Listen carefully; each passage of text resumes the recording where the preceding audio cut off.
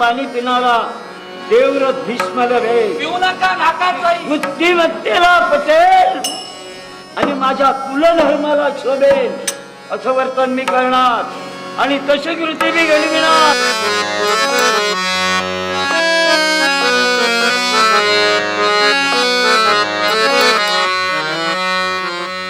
नमस्कार, मी भगवान शेलटे आणि कोकण साद लाईव्हच्या मालवणी गझल या खास भागात तुमचं स्वागत करत आहे. कोकणातल्या लाल तांबड्या मातीतली कला म्हणजे दशावतारी कला, आणि ही कला जिवंत अशीच रवाग नाही तर काही माणसांनी आपलं आयुष्य ह्या कलेसाठी दिला. त्यामुळे आता ही कला अजून जिवंत असा वाटा होता की 21व्या शतकात टी व्हीच्या आणि इंटरनेटच्या जगात ही कला कुठेतरी लोप पावतली, पण अजूनही इथल्या कोकणातल्या पोरांका ही कला अजून भावता. अजूनही दशावतारी कलेक आता अजून मान वाढत गेलो, अजून लोक ही दशावतारी नाटकं बघतात आणि अशी जी कला ज्यांच्यांनी आपलं आयुष्य घालून ही कला जिवंत ठेवले असे यशवंत काका तेंडुलकर आमच्यासोबत आहोत. आणि त्यांच्या देखील सगळ्या जीवन प्रवासाबद्दल आज आम्ही त्यांच्याकडून माहिती घेतलो. काका नमस्कार. नमस्कार. काका, कित्येक वर्ष तुम्ही दशावतारी नाटकं करतात आणि ही दखल आता कुठेतरी सरकारानं घेतली. आज काय भावना तुमची, कसा वाटता तुमका? प्रथमतः मी तुमचे कोकण लाईव्ह चॅनलचे आभार मानतो की मला राज्य पुरस्कार म्हणजे माका राज्य पुरस्कार मिळलो म्हणून तुम्ही मंडळी माझ्या घरापर्यंत पोचला, याच्याबद्दल मी तुमचे सगळ्यांचे आभार मानते. आणि तुम्ही जे काय विचाराल त्याला मी प्रोत्साहन देऊन ही मुलाखत सुरू करतो. नक्की. आज पुरस्कार गावलो, काय भावना, कसा वाटतं तुमका आज?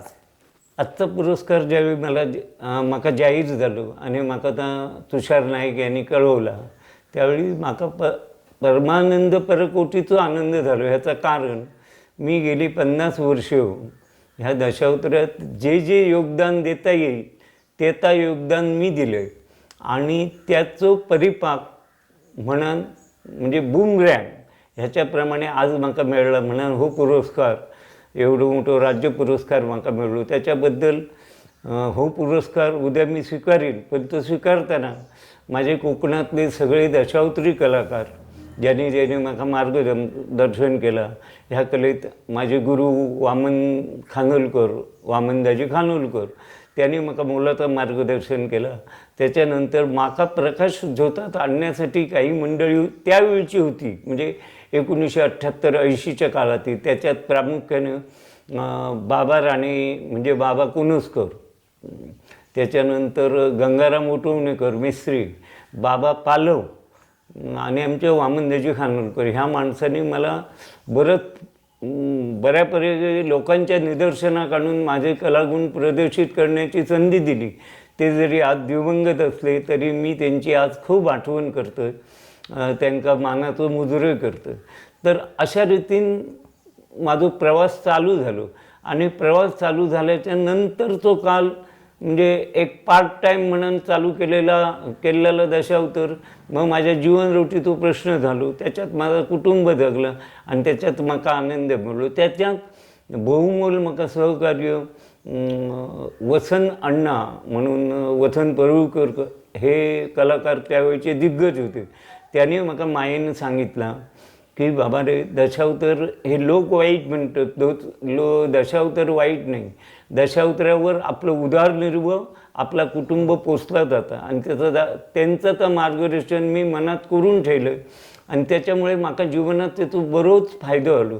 मी माझं लग्न वडिलांनी केल्याच्या नंतर तो कार्यभाग म्हणजे मी माझं कुटुंब, माझी 4 मुलांचं शिक्षण, 4 मुलांची लग्न आणि 20-22 जनावरं म्हणजे ढोरं हे सगळं सांभाळून पारंपरिक शेती व्यवसाय सांभाळून आज मी सुव्यवस्थित आहेत. आता माझी मुलं नोकरी धंद्याला आहेत. आताचा काळ माझा बरा आहे. दुर्दैव एवढंच की जिने माका सहकार्य केला ती एक सहचारिणी, ती व्यक्ती म्हणजे माझी बायको, ती माका अर्ध्यावर सोडून गेली. पण त्याचा आनंद माका आजही तिची आठवण माका येतं. त्याचं कारण लहान लहान मुलं घेऊन तिने घर सांभाळलं आणि माका दशावतारात जाऊ दिलं. म्हणून हे आजचे दिवस मी बघितलं म्हणते काय माझं मुजरा. काका भावनिक झाल्यात काकीच्या आठवणी हो. म्हणजे तुमच्या सगळ्या ह्याच्यात काकीचा सुद्धा महत्त्वाचा महत्त्वाचं वाटतं. रोल होतो. नक्कीच काका येऊया. काका तुम्ही आता भावनिक झाल्यात, पण मी अगोदरच्या ह्याच्याकडे येत आहे. तुम्ही आता म्हणालात की मी पार्ट टाइम करता करता दशावतार तुमचं उदरनिर्वाहाचं एक साधन झालेला. हो. कसे वळल्यात दशावताराकडे, काय सुरुवात कशी झाली? दशावताराकडे वळताना मी आधी शालेय जीवनात माझा आवड होती. लहान लहान एकांकिका किंवा स्वरनौबतासारखी नाटकं किंवा स्वराज्याच्या वाटेवर असे लहान लहान भूमिका मी त्याच्यात करत होतो. त्याच्यानंतर मी शिक्षण क्षेत्राकडे वळल्याच्यानंतर मी जवळजवळ 74-75ची त्यावेळची जुनी SSC होती, ती मी पास झाल्याच्यानंतर घरी राहिलो. घरी राहिल्याच्यानंतर 1 वर्ष मुंबईला गेलो, पण आईवडील म्हातारे असल्या कारणानं आणि माझा मुख्य प्रवाह, आम्ही देवस्थानचे मानकरी आहोत. त्याच्यात देवस्थानची जमीन आमच्याकडे असते. ती देवस्थानची सेवा करण्यासाठी एक मुलगा तरी घरी असावा लागतो. त्याप्रमाणे वडिलांनी माका सांगितलं की तू बाबा घरी राहू, 2 झील आहोत ते माझे तुका मदत करतील, आणि मी राहिलो. पण नंतर काला येतच नाही. कालाच्या प्रवाहात स्वतःचा संसार स्वतः करताना मी दशावतार गावातील एक दशावतार मंडळ स्थापन केला. त्याच्यात मीच नाटकाली, मीच दिग्दर्शन करीन असे पार्टी घडवून त्याच्यातनं मी कामं करू लागले. पार्श्वकारसारखी कंपनी मला बोलवू लागली, आणि त्याच्यात मग सांगितलेले कलाकार त्यांनी मला उचलून धरल्याने आणि वाटचाल चालू झाली. आणि मग मी 1984 सालाच्या नंतर मी व्यावसायिक दशावतारात सुरुवात केली, ती बाबी कलिंगनाच्या साह्याने. उद्योग आपल्या हाती झाला, आपल्या प्रजाजनाने आपला उद्योग शिवरात मानला आणि म्हणून दिलं तुम्ही दोषाचा धरून जाईल. आमची न्याय देवतांनी केलेले गेल्या योगीच्या भागवताचा प्रकार हे जोडीदार नागपूर आणि संप एकाच ठिकाणी वर्तमान होत आहे. बरोबर समजले हे वर्तमान आमच्या राज्यात चाललंय. तुम्हाला प्रत्येक प्रजाजनाला मुलगा जातोय, पण संसार केल्याशिवाय परमार्थ साधता येत नाही. आम्ही जीवनातील अनेक गोष्टी केल्या, पण आमच्या गुरुजनाने आम्हाला सांगितलं संसार केल्याशिवाय परमार्थ साधता येत नाही. म्हणून आम्ही संसार केला आणि आमच्या संसाराला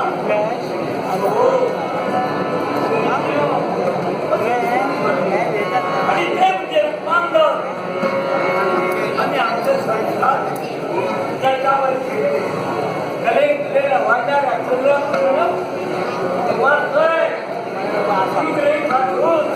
विद्या आपला सर्व त्याला पराजत केलं. 12 वर्षाचा प्रदीर्घ काळ लोकनाथ दरबारियाला आणि आज नगर त्याच्या हाती दिले. सगळ्या घडणाऱ्या घडामोडी त्या परिपूर्ण करून ही दिशा आमच्या दरबारी येत असतो. पण दरबारी आम्हाला साखर लोकसंग्रह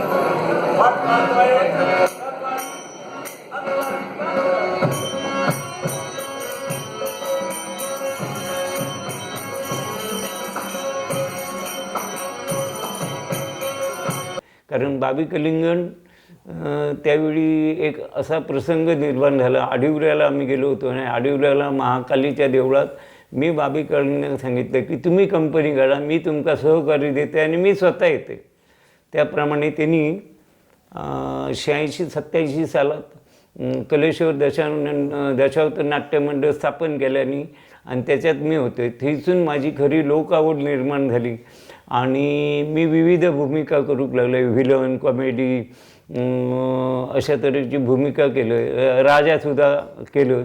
आणि त्याच्यात मग माझ्यासमोर ती माझ्या जीवनप्रवाहाचं किंवा मिळकतीचं साधन बनला. आणि ते करत असताना 1985 सालात सुधीर कलिंगण, बाळा कलिंगण माझ्या सान्निध्यात येले त्यांच्या वडिलांच्या ह्यातनं. आणि मग त्यांना मार्गदर्शन करता करता शिष्यगण मी मी कोणाच्या हातीत गंडो मानक नाही, पण हे ॲटोमॅटिक शिष्यगण हा महत्व होता ना, हातीत कोणाचे गंडो न बांधता स्वतःहून लोकांक स्वतःहून मी त्यांना माझ्या कुशीत घेऊन त्यांना शिकवलं. ज्यांका आवड होते ते माझ्या घराकडे येऊन माझा मार्गदर्शन घेत आणि ते पुढे गेले. आणि म्हाका आजही स्वाभिमान हा लोकराजा सुधीर सारखो कलाकार मी घडयलो. नक्कीच काका, ह्याच्याकडे मी येते म्हणजे लोकराजाच्या आठवणीबद्दल येत आहे. पण माका तुम्ही सांगा, तुमचा पहिला जो नाटक केला दशावतारात, तो पहिल्याच नाटकातली भूमिका, ह्याच्याबद्दल काय आठवता काय, आणि कुठची नाटक कशी, म्हणजे साधारण आठवतं. कारण आमच्यात त्यावेळी गावातील जे कलाकार होते ते गावचीच होते आणि त्यांच्यात एक भूमिका करण्याची अडली आणि तो होता एक ऋषी त्या नाटकातील. मग ते मी सुशिक्षित, माझ्याकडे येणार कशी, त्यांना भीती वाटायची, तरी पण ते आले. म्हणाले साधा रोल होता 2 प्रवेशाचा. मग त्यावेळी विग असे काय नाही होते, तर साध्या पूर्णाची दाढी मिशी करून त्यांनी मला लावली आणि मी त्याच्यात ऋषीची भूमिका केली. पण त्याही 2 प्रवेशात माझं भाषा प्रभुत्व लोकांना कळलं. तेव्हा कशी तुम्ही बोला होता, ती मालवणी होती का मराठीत नाही, त्यावेळी भाषा शुद्ध मराठीच होती आणि व्याकरण शुद्ध. आणि त्याच्यात लोकांनी मग मला आग्रह केलो आणि त्याच्यात मी अमर कला दशावतार नाट्य मंडळ गावातलेच कलाकार घेऊन चालू केली. त्याच्यात आम्ही दर महिन्यात एक 20 नाटकं करू. एक शिवराम पारकर म्हणून होते, दादा राऊळ म्हणून होते, असे कलाकार घेऊन आम्ही ते नाटकं चालू करायची. आणि त्या नाटकात आम्हाला मग डबल मेळ, पार्श्वेकार, आजगावकार ह्यांच्याकडून डबल मेळाची ऑफर येऊ लागली आणि त्याच्यातनं मी लोकांचा कलाकार हो समजला. तिथून आवड लागली ती, मग त्याच्यात जास्त ओळख तुम्ही त्याच्यात माझं जिवंत राहावं मग आपोआप सिद्ध झालो. त्याच्यात घरच्यांचा पाठिंबा होतो, आई बाबांचा म्हणा, किंवा तुम्ही आता आई बाबा माझे वृद्ध होते. म्हणजे माझं लग्न झाल्याच्या नंतर 1.5 वर्षातच आई गेली. म्हणजे माझ्या बायको तसं सासूचं सहवास मिळत नाही. पण त्यावेळी मला एक मुलगा झालो होतो आणि वडील होते, त्यांना प्यार लसो झटकं इडलेलं होते, त्यांची सेवा करूची राहत. पण मी पुढे एक 4 पैसे मिळवच्या उद्देशाने जेव्हा दशावतारात मका ऑफर येऊ लागले आणि मी जाऊ लागले, तेव्हा माझ्याकडे 22 जनावरं होती.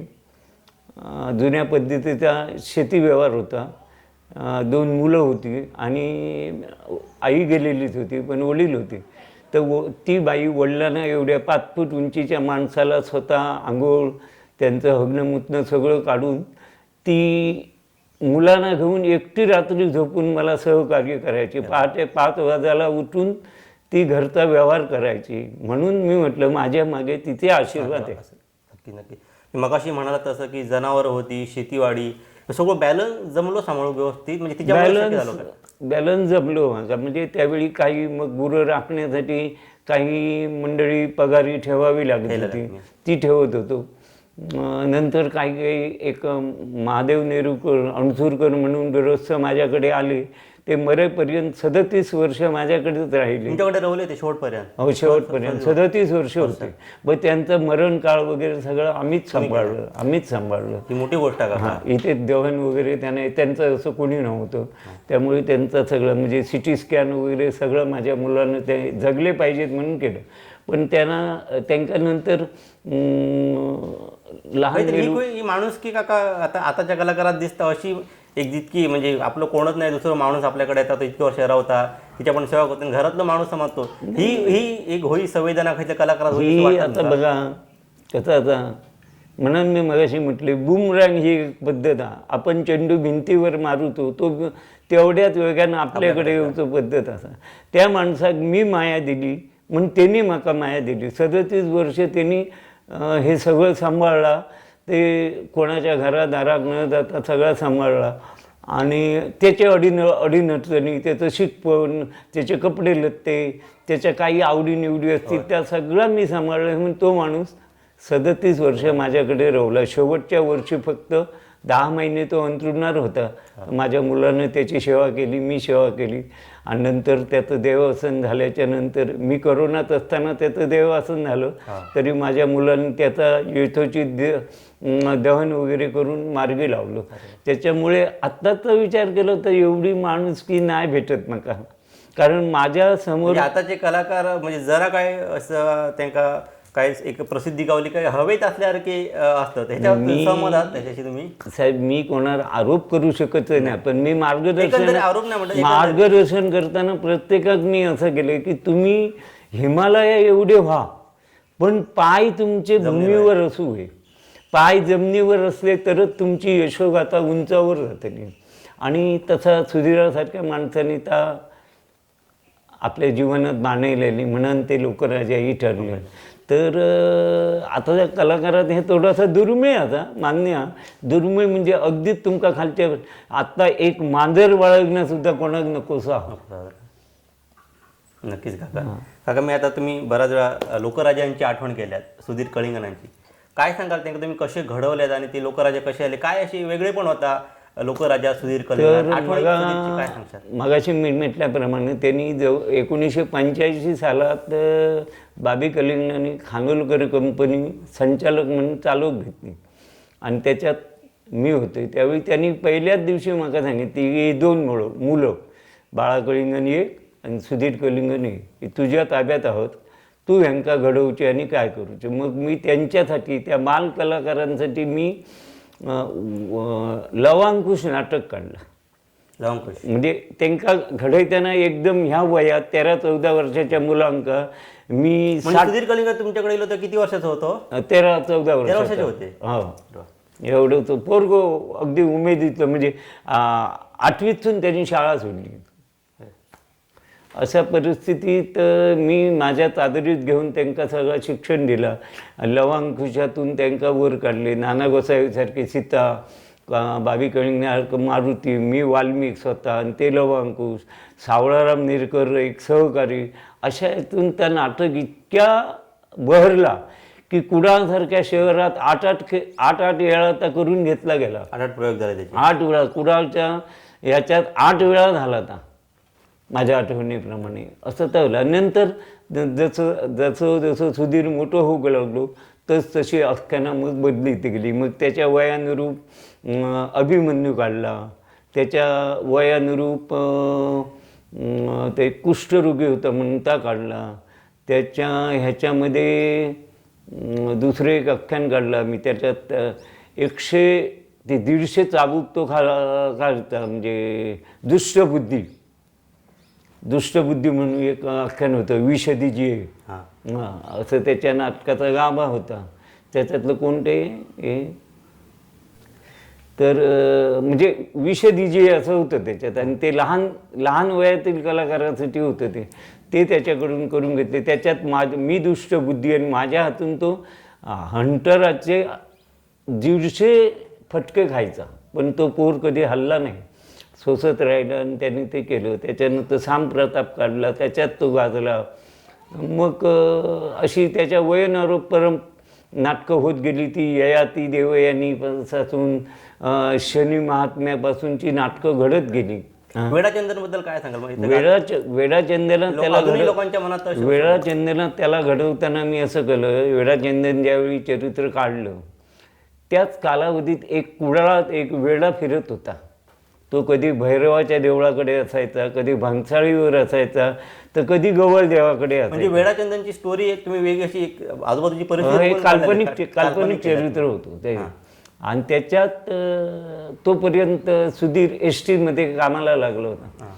तर तो कामात असताना मी घरी आलो की मी कुडाळात जाऊन बसे. पण अशा वेळी ती भूमिका त्याने अंगीकृत करू गई म्हणून तो वेडो जिथे बसा तिथे मी त्याला घेऊन जाय. त्याची एसटीची ड्युटी संपली आणि मका नाटकाच्या जाग्यावर आमका जायचं असला की तू ये.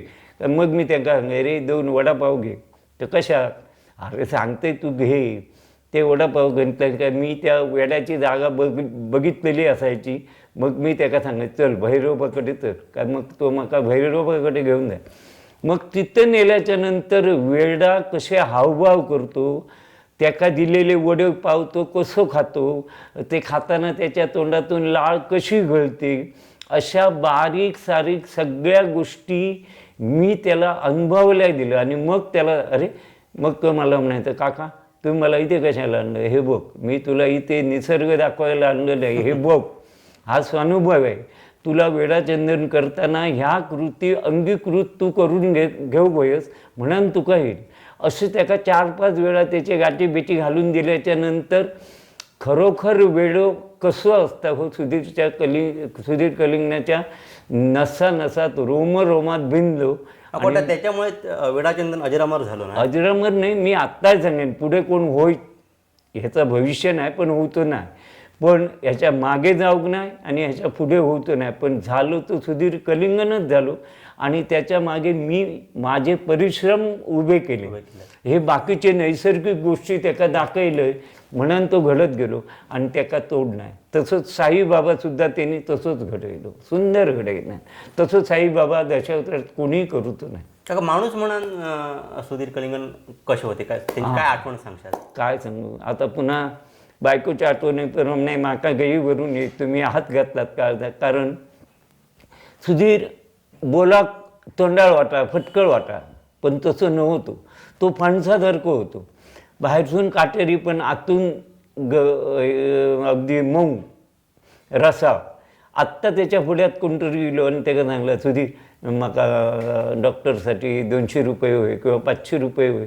सुधीरनं पाठीपुढे काय बघितलं नाही, आपल्या खिशात हात घालून ज्या काय नोटा सापडतील त्या त्याच्या हातात ठेवल्या.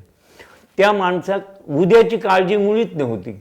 आत्ता येणारो कलाकार, आत्ता येणारो गरीब माणूस, आत्ता येणारी गरीब बाई प्रसंगानुरूप तर ती त्यांनीच केली.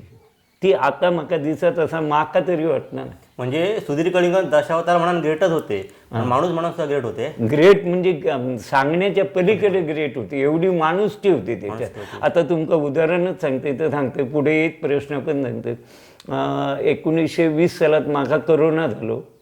मी माझ्या मुलीकडे होतो, मुलीन म्हाका चौक्यात नेले आणि चौक्यातसून आणि दुर्धर निसर्गाचं कोप झालेलो की 18-19 सारखे भयंकर मोठा वादळ झालेला मेघ सिंधुदुर्गात. अजिबात रस्त्यात झाडा बिडा सगळा पडलेला होता. अशा परिस्थितीत माझ्या मुलीन झाटी हॉस्पिटलात गेलो चौक्यातून. तिथून त्यांनी काय होण्यातलं नाही म्हणून म्हाका कुडाक पाठवलो.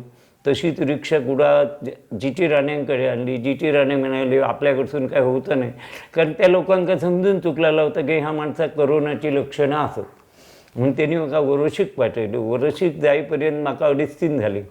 मग म्हाका ब्रह्मांड आठवला, माझा मृत्यू माझ्या डोळ्यासमोर दिसा होतो. एवढ्यात मी सुधीराक फोन केलो, सुधीर मी असं असे आणि फक्त तुझी बहीण आहे सर, म्हणजे माझ्या मुलांका तो बहीण भावचंच मानी, आपणाक स्वतः माझं मोठं मुलगो मानून घेतो. मग त्यांनी राजाभाऊ सामंत ह्यांका घेऊन ताबडतोब गेलो. नंतर त्यांनी आमदारांका फोन केलो. नंतर मी मारुती साहेबांना सावंता फोन केलो, त्यांनी केल्याने आमदार साहेब दिल्याने. एवढ्या गर्दीत सुद्धा सुधीरच्या पुढाकारामुळे माका संध्याकाळी 7 वाजता बेड मिळालो. नंतरचे सोपस्कार पुढे आलो. मी ते डॉक्टर होते, त्याने माझ्या मुलाला सांगितले की आता काही जगणार नाही, काय माझं 55वर ऑक्सिजन इल्याच्या नंतर डॉक्टर माका सोडून गेले. अरे तरी पण मी 10 जणांच्या आशीर्वादाने गणपतीच्या कृपे करून आणि गेल्या पोचपावती म्हणून मी माझं पुन्हा 98वर ऑक्सिजन येऊन मी जगले. पण दुर्दैवाची गोष्ट माझी स्मृती गेली. माका 1.5-2 महिने माका काही आठवण नाही, समोर तो माणूस कोण काय कोण मी कोणा ओळखही नाही. नंतर मग जी राणेंकडे ॲडमिट झाले, नंतर हळूहळू स्मृती उघडली. पण तो जर सुधीर कलिंगन त्यावेळी जर म्हटलं असता काका ॲडमिट असत, शंकर मोरी गेले, आता काय हे जाण्यातलेच असत, काय आपण करूया नको असं म्हणून तो जर आमदार खासदारांपर्यंत पोचलो नसतं तर माका बेड मिळलं नसतं आणि मी कदाचित जगलो नसतं. पण त्याच्यासाठी आत्ताच माका एकटेकच नाही करू, असे पेट प्रसंगात असणाऱ्या माणसांक सुधीरनं भरीव मदत केलेली असा. रक्ताची डाग पडा दे, कोणता ॲक्सिडेंट रस्त्यावर होऊन दे, त्याच्या अंगातनं रक्त गळाने त्याला मिठी मारून हॉस्पिटलात नेण्याची गोष्टी सुधीरान केलेल्या असतात. माणूस म्हणून माणूसच होतो. नक्कीच काका, म्हणजे सुधीर लोकराजांच्या आठवणी तुम्ही हळवे झालात. अजून असे काय कलाकार तुम्ही घडलेले आणि त्यांची नावं झालेली, त्यांच्याबद्दल काय सांगाल? असे कलाकार सांगण्यासारखं म्हणजे अगदी टक्केवारीत सांगूचा ना, त्यांची थोडक्यात नावा घेऊन म्हणजे नाही सांगते. पण आत्ताच्या दशावतारात 70% दशावतारी कलाकार म्हणजे ते काम करणाऱ्यापासून हार्मोनियम तबलजी मृदंगी झानवालो ते भांडी घासण्यापर्यंतच्या ह्यातुरले सगळेच माझे शिष्य 70% तरी माणसं आहोत. त्यातून आता नावं तुमचं ठरव घेतात. विलासच्या पाठोपाठ माझं पट्टा शिष्य म्हणून विलास खानोलकर म्हणजे तेंडुलकर म्हणून आता ज्यांका ओळखले जातं ते असत. उदय कोणसकर म्हणजे ज्यांचा मगाशी मी नाव सांगितलं आहे बाबा कोणसकर, बाबा राणे, म्हणजे त्यांचा माझा भाऊबंदकीचं नाटक होतं. ते मला भाऊ माका मानित. त्यावेळी दादा कोणसकरान उदयाक म्हाका आणून दिलो आणि एका म्हणालो दशावतारात काम करायला. मग मी उदयाक ठेवून घेतलो आणि उदयाक असं मी तयार केलो की एक संपूर्ण चेहरो मी त्याचं रंगून द्यायचो, मग अर्धो चेहरो त्याचं मी पुसायचो आणि मग त्याच्याकडे आरसा देऊन मी त्याला सांगायचो आता अर्धो चेहरो रवला तू तोच रंगवायचो. अशा दुपारच्या वेळात म्हानती घेऊन घेऊन ह्या लोकांका घडयली.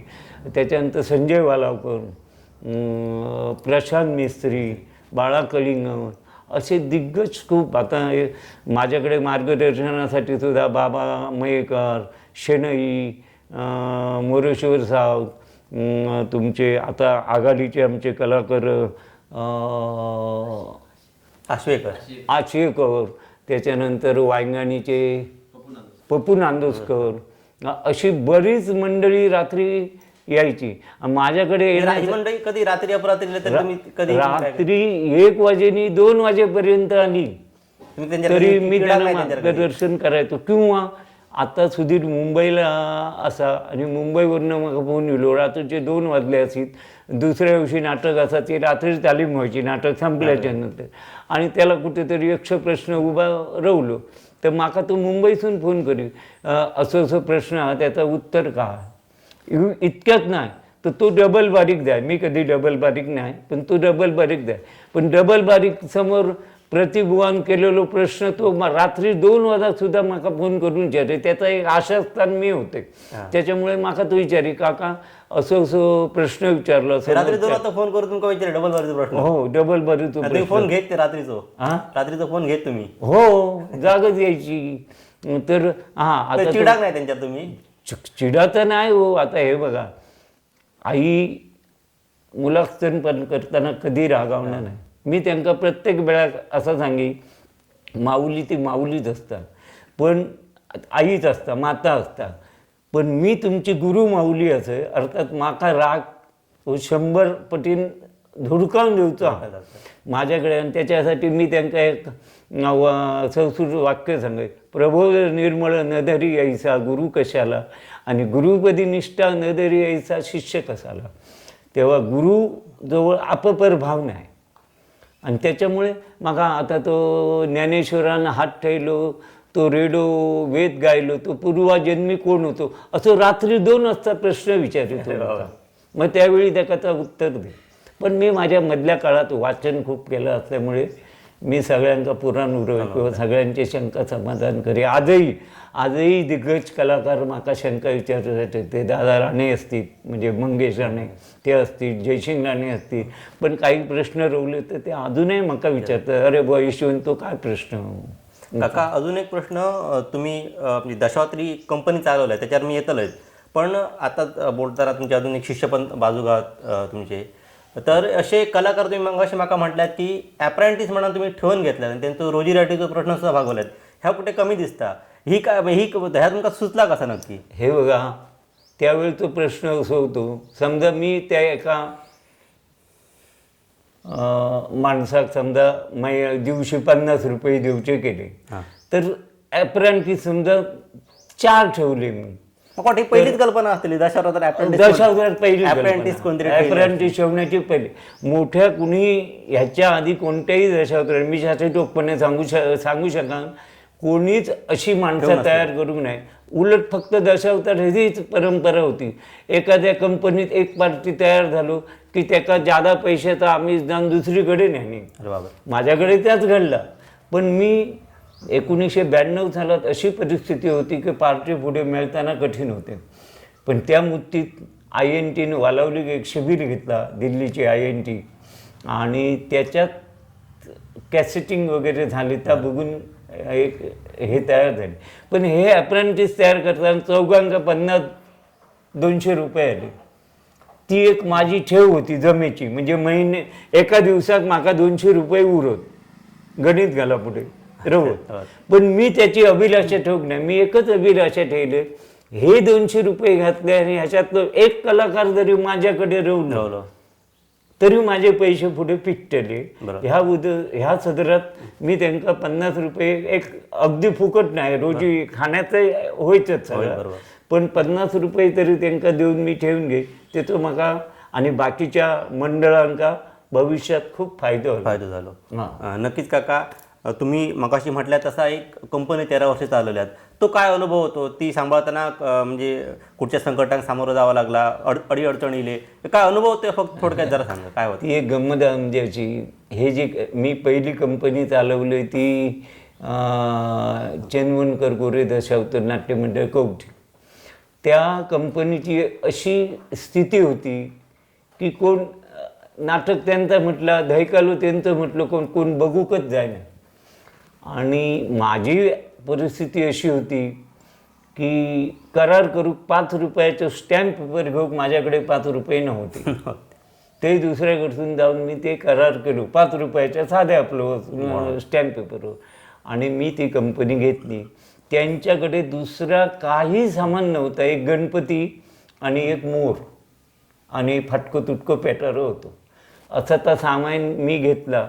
पण मी माझं लोकप्रवाह चांगलं होतं, कलाकारांशी माझा नाता अतूट होता, म्हणून मी बोललेले कलाकार दिले, म्हणजे मंगेश राणे असतील, मनोहर कौठणकर, नाना गोसावी, बाळा भाट, अशी तुकाराम गावडे, अशी दिग्गज मंडळी माझ्याकडे ॲडजस्ट झाली.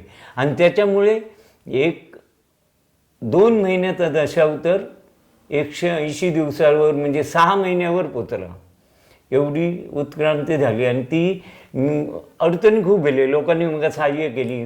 माझं टेम्पो त्यावेळी, तर टेम्प्यात सुद्धा मला लोकांनी पैसे दिले, पण मी एक तारतम्य बाळगलेलं की तुमचे पैसे घेतले बुवा 1-2 हजार रुपये, तर तुमका तारीख दिली, अमुक तारखेक तुझे मिळतील, मग त्या तारखेच्या आधी 2 दिवस तुमका पैसे द्यायचे. त्याच्यामुळे माका कधी पैशासाठी कमी पडत नाही. लोकांनी, मित्रांनी मला मदत केली. संकटा खूप इली, ॲक्सिडेंट होणं काय येणं खूप इली, पण मित्रपरिवाराच्या आणि कलाकारांच्या सहकार्याने मी त्याच्यात निभावलो आहे. आणि 13 वर्ष चेनवणकर कंपनी आणि 2 वर्ष आरोलकर कंपनी मी सांभाळली. आणि त्याच्यात मला यश. पण त्यात मला बऱ्याच जणांनी तुमच्यासारख्याने विचारलं, काका तुमची बँक बॅलन्स, म्हटलं हे दिसतं, आणि ज्यांका पुरस्कार मिळतं ती माझी बँक बॅलन्स. दुसरी गोष्ट, पैशांपेक्षा माणसा जास्त कमवला त्याच्यात तुम्ही समाधानी. दुसरी गोष्ट, मी 4 अंगठ्या हातीत घातलेले ना, तरी एक म्हणजे मी गडी नाही म्हणणं, एक कामदार साधव चहा आणून देणाऱ्या माणसाचे सुद्धा 2 रुपये मी कधी ठेवक नाही. ह्या महत्वाचा. त्याच्यामुळे माझ्यावर कोणी बुवा तो ठकायणार मालक असं कोणी माझ्यावर फुली मारूक नाही. आणि त्याच्या कुटुंबाची काळजी होती मका कशी, तो बाबा हैच्या देऊ कसा किंवा जेवण करू कसा, मग त्याचा कुटुंब कसं जगता, तो घरात महत्वाचा ना, ह्या जपाव आहे माणसा. तो घरात जाताना त्याच्या खिशात 500 रुपये कसे घालू पाहिजे त्यांनी न मागता, हे बाबा 500 देऊन ये घराकडे, पुढे आठवड्याभर येतोय नाही म्हणून सांगून ये, अशी माणुसकी धरली. किंवा ॲटोमॅटिक त्याच्या घराकडे काहीतरी शिकपण येईल काय येईल. पण त्यावेळी मी असं जाणूक नाही की बा ह्याच्या अंगात 2000 रुपये असत, ते फिटले कसे, तर मी त्या बघून नाही, तर त्याच्या प्रसंगानुरूप त्याच्याबरोबर वागणूक ठेवली. म्हणजे माणसा सांभाळण्याची कला तुम्ही केल्यामुळे त्याच्यानंतर कंपनी घेतल्यामुळे काही मी बदल करूचे ठरवले. बदल करूचे, पहिली केळीच्या मानार आणि पत्रावळीर आणि खुयच्या गोरवांच्या क्षणात लोकांका जेवची पाळी होती. पण पहिल्याच वर्षी जितके माझे कलाकार सहकारी होते तितक्यांच्या नावाने मी ताटा घेतली आणि तांबे, आणि ते प्रत्येकानं दिले. प्रत्येकाने दिले, तुमचं ताट तांबे तुम्ही देऊ गो आणि तुम्ही तुमच्या बेगेत ठेव गो, कामदारांकडे घासून देता नाही. असे प्रत्येक वर्षा, समजा आज असणार पार्टी दुसऱ्या वर्षा नाही, पण तो ताटतांबे मी कधी ठेवून घेऊन नाही, तो घेऊन तू जा. पण असे जे 13-14 वर्ष म्हणजे कलाकार माझ्याकडे रवले, त्यांच्या घरात 13 तांबे आणि 13 ताटा असत, ह्याचं मला स्वाभिमान. काका एक असा म्हटला होता की दशावतारात रात्री तो राजा आणि दिवसा तो कपळावर बोजा. म्हणजे जेमतेम परिस्थिती आता काहीतरी हे आता ही खंत अजूनही तशी आहे पण तितकी जेमतेम आता परिस्थिती होऊन गेल्या जशावर तरी कलाकारांची जे मनापासून त्यांना आवड आहे पण पूर्ण वेळ करू त्यांना नाही शक्य होणार काय बजेटटा नाही बसणार घर चालवणं शक्य ही खंत अजून आहात अशी ह्याच्याबद्दल काय सांगता तुमचा प्रश्न रास्ता आणि हो आमच्या परंपरेत चाललेलो इलो की सकाळी आपलं रात्री राजा सकाळी कपाळावर बोजा ही मन मालवणी खोटी नाही पण ज्या अर्थान ती आपल्यात रुळली ह्या खोटेपणा आणि ह्याका कडकडून विरोध मी केलो ह्या म्हणी त्याचं कारण सांगते तुमका त्यावेळीचो काळ सांगते ज्यावेळी दशावतार चालू झालं म्हणजे किंवा होता त्यावेळी तुमका माहीत नसतात पण मी ऐकून माहीत आता तुमका सांगते चवली पावली अदेली 5 पैसे आमका माहीत नवटांग चौटांग पावशेर अशी त्यावेळची होती त्याच्या आधी तर दशावतार ह्या धान्यावर झाला म्हणजे गावातनं एक 5 कुडू तांदूळ दिले की ते असणाऱ्या 10 माणसांका तो मालक पोषाने वाटते नंतर चवली पावली अदेली ह्याच्या दिला मग बिदागी 2 रुपये 5 रुपये बिदागेरीला मग तो मालक त्यांना ता देऊ लागला पण सकाळी राजा आपलं रात्री राजा आणि सकाळी बोजा असं विचार का येलो तर सांगते तुमका माणूस त्यावेळची वेट बिगारी आणि हे प्रसंग ज्यांनी अनुभवले त्यांकाच त्या माहीत आहे कारण मी एकच आठवण बाकीच्यांची सांगान पण बाबी कलिंगणांची आठवण सांगान ते माझ्याकडे हे आमच्याकडे ते तेंडोली गावात पावसाळी चिरकाम करू बसायचे आणि नंतर त्यावेळी आम्ही लहान आता ह्या माझ्या नातवासारखे आम्ही तर नंतरच्या काळात ज्यावेळी आम्ही झालो त्यावेळी ते मला सांगितले ईश्वर मी उकड्या तांदळाच्या कुंड्याची भाकरी खाऊन मी जगलोय इतकं बाबी कळिंगण सांगत आणि मी तो काळ अनुभवलोय थोडंसं म्हणजे त्यावेळी एक तांबडं मिलो तांबडं आणि तो त्यावेळी वाहनांची गैरसोय आणि नदी नाल्यांका पुला असल्यामुळे 6 महिन्याचं धान्य गावातल्या कोठारात आणून रेशन कार्डवर द्यायचे आणि त्याका मग वाळवी लागा कीड लागा आणि काय लागा आणि ती खाल्ल्याच्या नंतर लोकांका श्रावण महिन्यात उलटी जुलाब अशासारखे आजार घडत अशा वेळची गजाल सांगते तर अशा वेळी एखादो रंजलो गांधलेलो कलाकार एखाद्या मालकाकडे जाऊन एक त्यावेळच्या सोयीनुसार एक 50 रुपये नाही तर 25 रुपये आता जशी ॲडव्हान्सची पद्धत होती तशी घेऊन यायचो किंवा गावच्या एका सावकाराकडे किंवा जमीन मालकाकडे सवाईन भात मिळा तेव्हा सवाईन म्हणजे श्रावणात घेतला कुडूभर तर त्या 2.5 कुडू सराक देऊ घ्या होता बरोबर 2.5 कुडू तर अशा वेळात तो माणूस दशावतारात गेल्याच्या नंतर संपूर्ण दिवस वाटेन चालताना त्याच्या कलाकारांनी बोजा कधीच घेऊन नाही बोजा घेणारी माणसं वेगळीच होती पण म्हण का रूढ झाली ह्या सांगते ह्या माका काळात खडूचा म्हणान प्रामुख्याने सांगते की त्याच्या मनावर कपाळावर ओझा होता तर कसा होता मी आता 50 रुपये घेतले तर माका एक पैसो पगार ह्याच्यात माझं खर्च भागून कुटुंबाचा खर्च भागून त्याचे 25 रुपये कसे देऊ दुसरी गोष्ट भात पिकताना नैसर्गिक ह्याने पिकला त्यात सवाईन त्याका घातल्याच्या नंतर माका कसा रावताला मग माझं संसार कसं चलतलो उलट आता एखादं बैल मिरगात घेऊ तर त्यावेळी बैल स्वस्त होते 5 रुपये 3 रुपये 2 रुपये असे बैल होते जे त्या स्वस्ताच्या का पण तेच 2 रुपये कधी कोणाक गमत नाही ते कारण कसं सांगतं मी अनेक 16 नारळ गावत ज्यावेळी तेव्हा काळाचा बोलतोय मी बरोबर एक अनेक 16 नारळ गावत तेव्हा बरोबर आणि 1 रुपया खांडीभर तांदूळ गावत त्यावेळच्या काळात त्या माणसाच्या समोर हो प्रश्न चालताना असायचो मग बैल माका मिरगा पैसे खोय हो बोजा त्याच्या कपाळात मुलगी लग्नाची झाली मुलगो लग्नाचं झालो मग त्याचा मिरगाच्या आधी दशावतार संपला की त्याचा लग्न करू बाया मग त्याच्यासाठी मी घुसून पैसे आडू ह्या कसा चलो हो बोजा त्याच्या कपाळावर असायचो प्रत्यक्षात बेगेचो बोजा त्याच्या कपाळावर नाही ह्याच्यात तो कलाकार दिवसाचे 10 तास चालताना विचार करी म्हणून ती म्हण रुजू येईल रात्री तो राजा आणि सकाळी कपाळावर बोजा अगदी खरा बोलल्यात काका तुम्ही काका तुम्ही बरीच वर्ष ह्याच्यात असात, म्हणजे लहानपणापासून आहात आणि जवळजवळ त्यावेळेचे कलाकार, लहान म्हणजे सुधीर कलिंगांसारखे लहानपणी लिहिलेले कलाकार ते आता ह्या जनरेशनचे कलाकार बघताय तुम्ही, तेव्हाचे कलाकार आणि आताचे कलाकार आणि एकंदरीत दशावतार कलेत बदल झालेलो म्हणजे काय तुमका बदल जाणवतात आणि पुढे काय हे कलेचा भविष्य काय तुम्ही सांगाल? अवश्य भविष्य सांगूचा तर दशावतारी कला कधीच डुबाची नाही, हे माझा मनोबलन खात्री आहे. कारण माका 91-92 असं वाटा की आता कोण कलाकार तयार होणच नाही आणि पुढे काय ह्या मिळाची नाही. पण ह्या आमच्या अथक प्रयत्नांका यश येऊन कॅसेटीच्या माध्यमातून म्हणा किंवा INTच्या ह्याच्यातनं म्हणा बरेच सुशिक्षित कलाकार तयार झाले. बरेच म्हणजे कॅसेटी ऐकून कोणाचं मार्गदर्शन घेऊन बरेच आत्ता कलाकारांका वानवा नाही, कलाकार खूप भेटाक शकतात. पण आणि दशावतार टिक त्याला ह्याच्यात वांधत नाही. जोपर्यंत हिंदू संस्कृती कोकणात हा तोपर्यंत दशावतार अजिबात डुबाचा नाही. पण आत्ताचा दशावतार ह्याच्यात थोडं फरक हा, आमच्या काळाचा म्हणा किंवा त्याच्या आधीच्या काळाचा म्हणा किंवा सुधीर कलिंगणाच्या बरोबरीन झालेला दशावतार, ह्या दशावतार तुमका पुढे दिसत ह्या म्हाका सांगू होता नाही. कशात सांगता? ह्याचं कारण मी आता एक म्हणजे कथित आडकथा सांगते. मी काल कुडाळ तर बुकील डॉक्टर आहोत डोळ्यांचे, त्यांच्याकडे गेले. 2 वर्षापूर्वी माझी त्यांनी लेन्स बसवली म्हणून परत गेले. तर त्यांनी मग परत तपासलेली आणि त्यांनी मग प्रश्न केलो की तुम्ही वाचन किती केलात? तर मी म्हटलं आता 10 वर्षात वाचन नाही करू. बायको गेल्यापासून मी वाचन म्हणजे करताय कधीतरी गरजेनुरूप, पण असं नाही.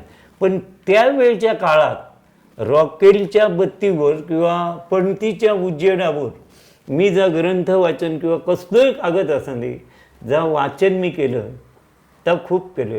तर डॉक्टर म्हणाले करेक्ट, त्याच्यामुळे तुमच्या मध्यपटलावर थोडंसं परिणाम झाला वाचनामुळे. आणि तो अंधुक प्रकाशात वाचन केल्यामुळे तुमची एनर्जी त्यावेळी अति वापरली गेली. त्याच्यामुळे तुमका दिसताला पण थोडंसं मध्यपटलावर परिणाम झाल्यामुळे संवेदना होणार नाही. बरोबर. पण आता मग सांगायचा उद्देश काय, आताची मुलं अजिबात वाचन करत नाही. बरोबर. ही खंत आहे एक माका खंत. आता तुम्ही इथे असतात खाली गेला असतात तर अजूनही माझ्याकडे पुस्तकं किती असतात आणि ह्या किती असतात तर दाखवलं असतं तुमचा. पण ती खंत आता व्हॉट्सअपवर माहिती मिळते. व्हॉट्सअपवरची माहिती सगळीच खरी असता अशी नाही. बरोबर. दुसरी गोष्ट आता वाहना झाली. जो तो कलाकार उठलो काय नाटकाच्या जागार टायमिंगा घेता, मी कोण अमुक काय आपल्या परीने वाटेक लागतात. त्यावेळी जुन्या काळात काय होता, चालण्याचा प्रघात होतो. वाटेत आख्यानाची चर्चा एक जाणकार कलाकार असणाऱ्या कलाकारापासून खालच्या दर्जाचे कलाकार माहिती घेत, बिराडात सगळे एकत्र असल्यामुळे संध्याकाळपासून रात्री जेवणापर्यंत त्या आख्यानाची चर्चा त्याच्यावर खल होऊन आत्ता त्याच्यातला काही होणार नाही. आत्ता न्यून्यगंड ह्या असा आताच्या कलाकारात मी ह्या प्रत्येक माझ्या शिष्यांका म्हणजे सुधीरापासून सगळ्यांका मी सांगत गेलो किंवा मार्गदर्शन करताना कुठच्या सभेत करताना सुद्धा मी सांगते, आत्ताचे कलाकार ते काय म्हणतात, माका येता ती भूमिका नेमक्या ह्या चुकीचा. एखाद्या गोष्टीत किंवा एखाद्या नाटकात रामाची भूमिका असा ती करण्यासाठी तू असस. असं आहे, अगदी बरोबर. राम तुझ्यासाठी नाही असा, रामासाठी तू असस. मग रामाचे गुणधर्म रामाचा आठवून त्या जाणून म्हणजे त्या काळात जाऊन ज्यावेळी तू अंगीकृत करून घेतलं त्यावेळी तुझी भूमिका सरळ होते. बरोबर.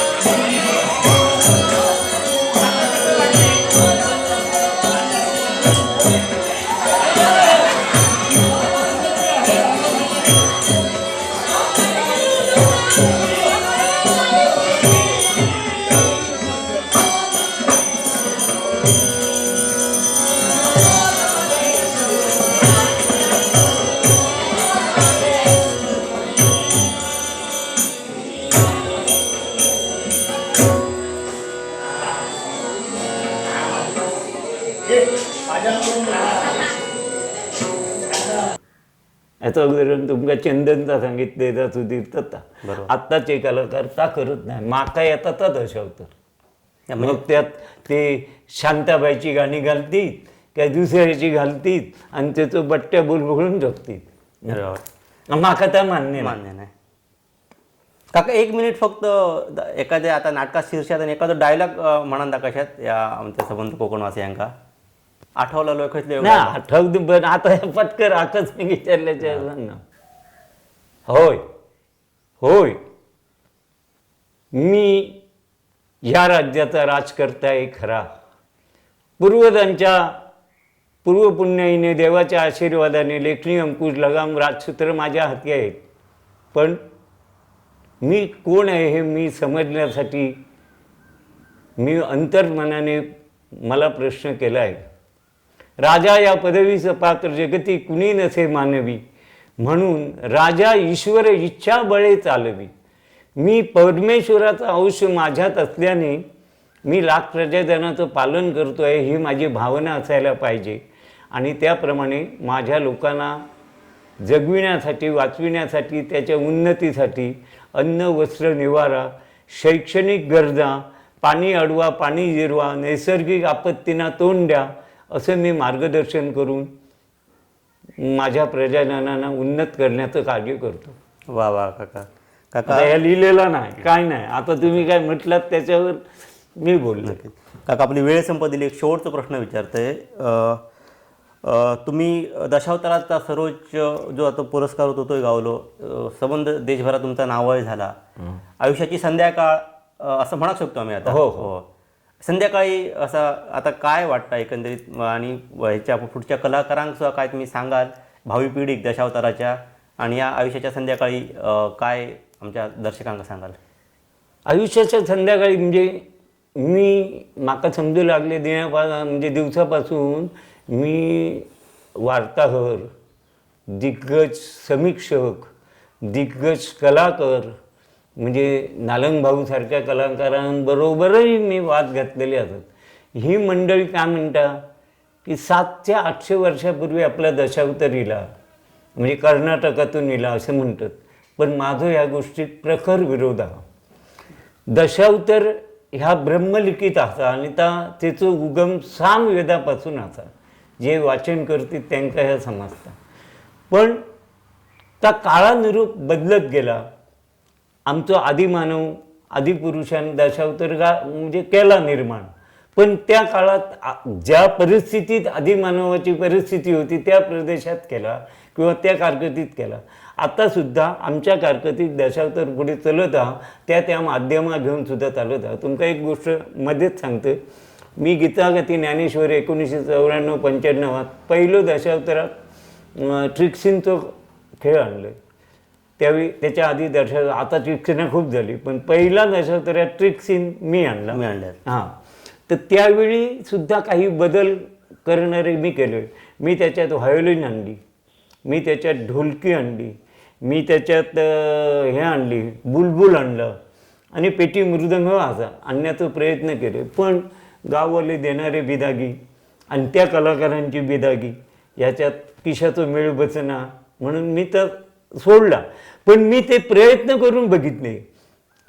आज आपला मोठं जो सरकारी आश्रय न्यायचा तो जर आश्रय असतो ना आणि आमका काय अनुदान काय असं जर काय प्रत्येक मंडळात मिळाला असता तर आत्ता जे आपण विधी टी व्हीवर वगैरे विविध वाद्य आणि हे ते बघतो ना तर आम्ही पण करू शकलो असतो. आम्ही अजून एक झान एक मृदंग आणि एक पेटी ह्याच्यातच राहिलो. त्याच्यामुळे आपलं दशावतार थोडं मागे फरत सरकारी अनास्थेमुळे.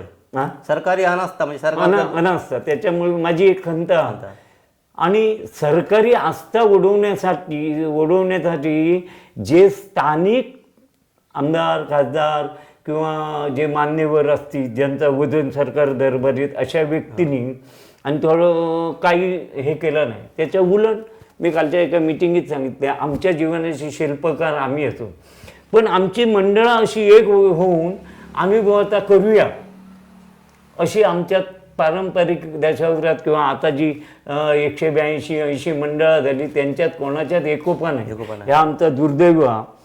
दशावतारी कोकणातल्या दशावतारी कलाकारांचा खेकडेपणाची वृत्ती ही फार असाही खेकडेपणाची वृत्ती अजूनही आहे. असा आता उलट अगोदरच्या पेक्षा फफवली. वाढली. अगोदर होती, पण निदान मालकांच्या आणि कलेच्या ह्याच्यासाठी अशी उदाहरणं आहोत की तलवारी कपाळावर डोक्यावर ठेवून परस्परची वैरी झोपत, पण दशावतार सोडून कधी जायत नाही. जायत नाही.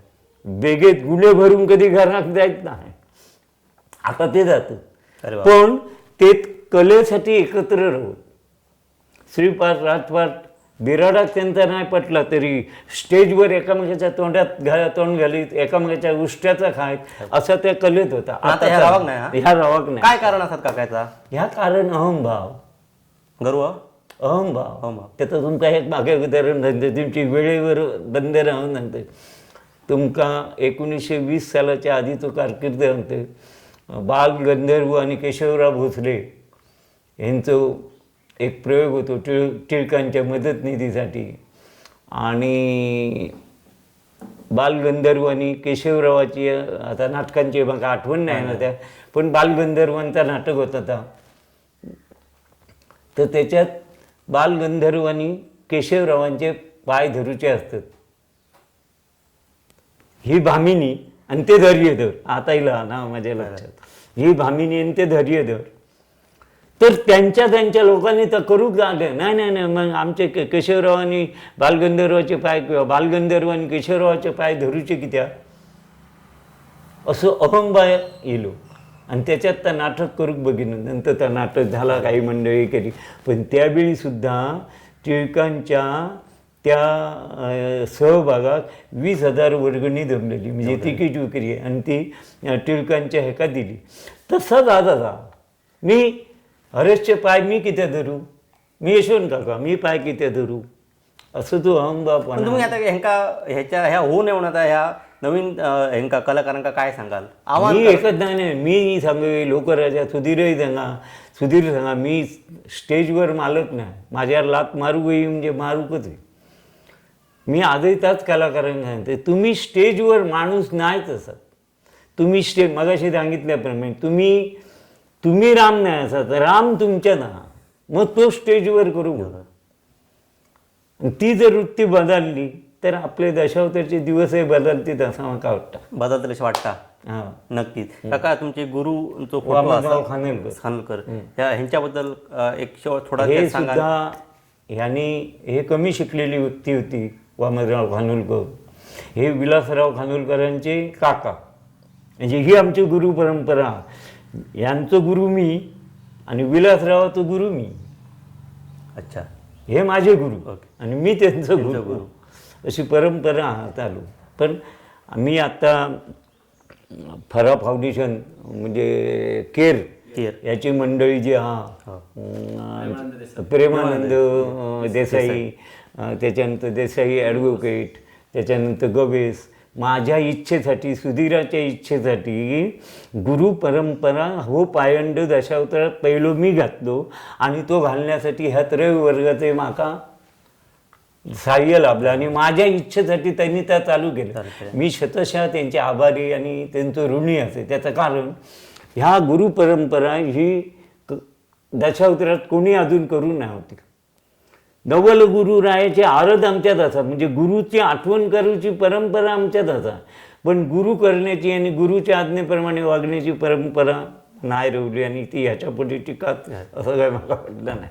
तर हे विद्वान माणूस होते, लहान होते, वामन नावासारखे ते बुटके होते, पण सुंदर भूमिका करीत. त्यांचा पाठांतर खूप चांगला होता, असं होतं. सांगण्याची भावूक होत होता. मराच्या आधी 2 दिवस माका बोलवून घराकडे घेतला, आपलं डोकं माझ्या मांडीवर ठेवला आपल्या अशा घराच्या उंबऱ्याच्या दारात, आणि मला सांगितलं, मी आयुष्यात 55 वर्ष दशावतार केलं, मी कधी कोणाकडून पाठ लावून घेऊ नाही, तसं तुका माझा आशीर्वाद असा, दशावतारी कारकीर्द संपवच्या आधी तू कोणाकडून पाठ लावून घ्यायची नाही, आणि तो त्यांचा आशीर्वाद माका असा. काय नक्कीच. म्हणजे बरेच आठवणी या ठिकाणी काकांनी सांगितले. काका ते एक चांगले कलाकार तर होतेच, पण माणूस म्हणून काका चांगले होते. आणि काकांचा आताच एक म्हणणं काय, नवीन कलाकारांका, नवीन पिढीतल्या कलाकारांका, तुम्ही कलाकार खूप मोठे व्हाल, पण माणूस म्हणून तुमच्यातली माणूस की तुम्ही कधी मरून देऊ नका. सुधीर सारखे अनेक कलाकार काकांनी घडवले आणि ते सुधीरची आठवण सांगताना काका भावूक झाले होते. सुधीर जसे कलाकार होते तसे माणूस म्हणून चांगले होते. असे दिग्गज कलाकार काकांनी घडवले आणि काकांका महाराष्ट्र शासनाचो जो पुरस्कार गावलो तो खरोखर त्या पुरस्काराक पात्र अशी काकांचा एक एकंदरीत व्यक्तिमत्व असा. काका तुमच्या पुढच्या सगळ्या उर्वरित आयुष्यात तसं चांगलं आरोग्य तुमका लावा आणि आमच्याकडनं शुभेच्छा थांबतो आम्ही.